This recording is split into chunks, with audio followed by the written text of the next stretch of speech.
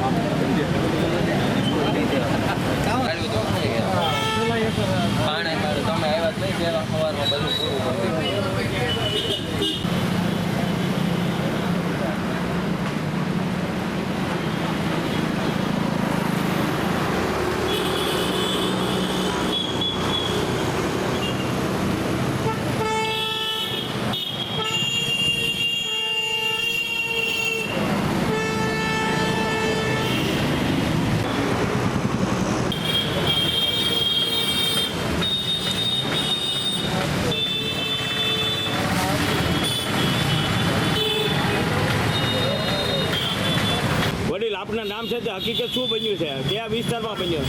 મારું નામ ભાવેશભાઈ ખાનજીભાઈ રાઠોડ, પાંચોડા વિસ્તાર, અમરજી હોલની સામે। સવારે હું 6:20 રોજ દુકાન ખોલું છું।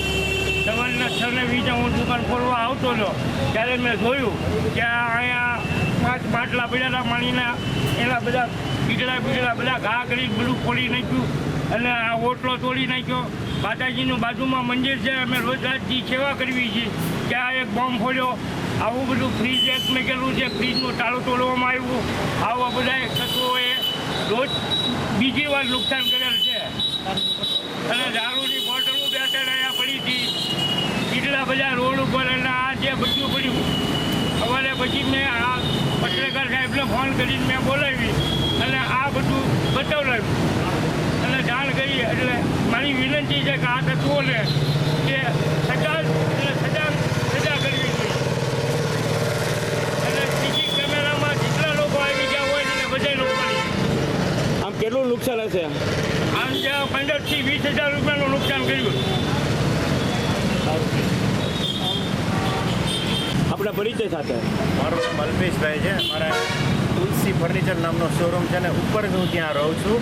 રાતે 12:30 અમુક આવારા તત્વો જે દારૂ પીને ફટાકડા રોડ ફોડતા હતા અને અમે એવું બેઠા હતા તો અમારી ઉપર ફટાકડા ફોડતા હતા અને રાતે એ બધા ગાળું ને બધું બહુ બોલતા હતા અને આ બધું નુકસાન એણે જ કર્યું છે। મારું બોર્ડ ખરાબ કરી નાખ્યું છે, અહીંયા બધું પાણીનો માટલા છે એ બધું ખરાબ કરી નાખ્યું છે, તાળું તોડવાનો પ્રયત્ન કર્યો છે અને રાતે અભદ્ર ભાષા બહુ બોલતા હતા રાતે 1 વાગે આસપાસ। કેટલા માણસો છે એવું? મિનિમમ 8 થી 10 છોકરા હતા અને બધાય દારૂ પીને જ ઊભા હતા, કોથળીઓ પીતા હતા।